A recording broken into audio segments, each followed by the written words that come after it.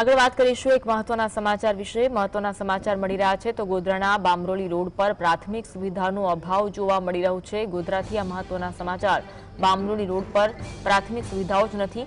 સોસાયટીઓ બની ત્યારથી રસ્તાઓ બિસ્માર હાલતમાં જોવા મળી રહ્યા છે। અત્યાર સુધી આ રસ્તાઓ બિસ્માર હાલતમાં જ છે। રસ્તાને લઈ સ્થાનિકો દ્વારા તંત્રને અનેક વખત જાણ કરાઈ પણ તંત્ર જાણે કે આંખ આડા કાન કરતું હોય તેવી પરિસ્થિતિ છે।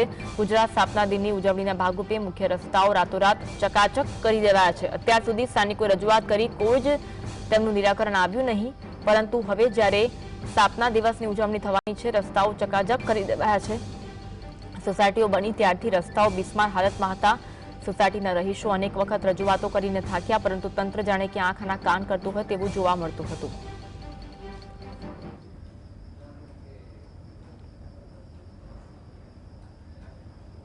આજ અંગે વધુ વાત કરીશું। સંવાદદાતા રવિ અમારી સાથે લાઈવ જોડાયા છે। રવિ, બામરોલી રોડ પર જે રસ્તાઓ હતા બિસ્માર હાલતમાં હતા, પરંતુ હવે જ્યારે સ્થાપના દિવસ આવી રહ્યો છે, રસ્તાઓ ચકાચક કરી દેવાયા છે। અત્યાર સુધી સ્થાનિકો રજૂઆત કરીને થાક્યા, શું કહેવું છે સ્થાનિકોનું?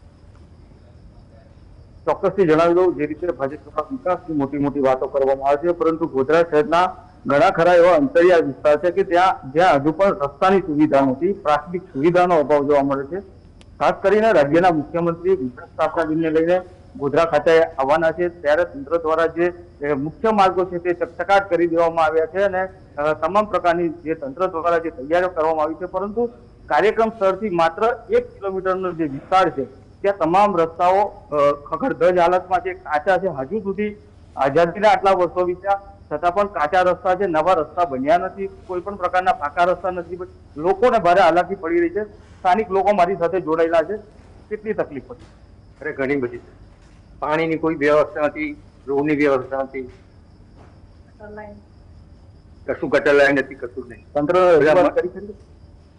બધા કઈ થાકી ગયા, નગરપાલિકા ચોક્કસથી આ વિસ્તારમાં મોટા પાયે ખાસ કરીને નવી સોસાયટીઓ પણ બનેલી છે, મોટા પ્રમાણમાં મકાનો પણ આવેલા છે અને એક ભાઈ આપણી સાથે જોડેલા છે।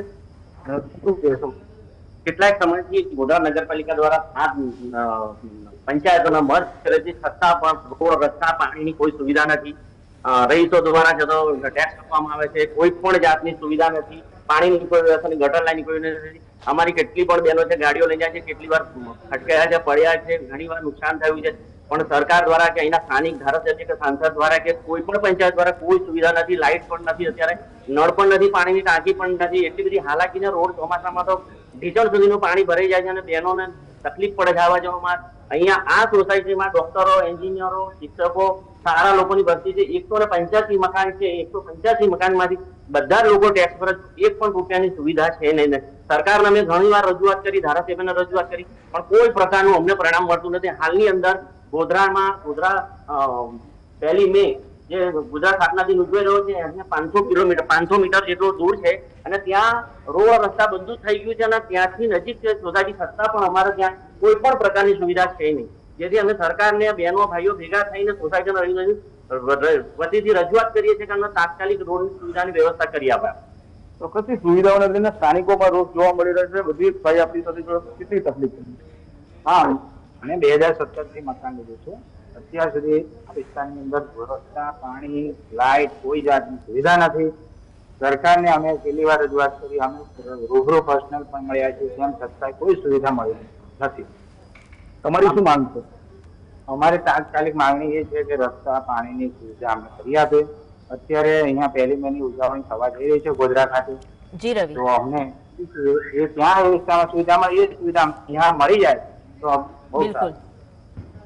ચોક્કસથી એના સ્થાનિકો છે તે રોડ રસ્તાની જે સુવિધા છે તે કરવામાં આવે તે પ્રકારની માંગ કરી રહ્યા છે અને એક મહિલા પણ આપણી સાથે જોડાયેલા છે। રવિ, બેન, કેટલી તકલીફ પડી રહી? ખૂબ તકલીફ પડે છે અમને આવવા જવા માટે। રસ્તા ઉપર જઈએ છે તો બધો જ ત્રાસ અમને નડે છે, નથી પાણી, નથી રસ્તા અને ખાડા એટલા બધા છે કે અમારા છોકરાઓ સ્કૂલ જાય છે, એક્ટિવા લઈને એ પણ પડી જાય છે, સ્કૂલની વાન પણ આવતી નથી, સ્કૂલની વાન પણ નથી આવતી અંદર।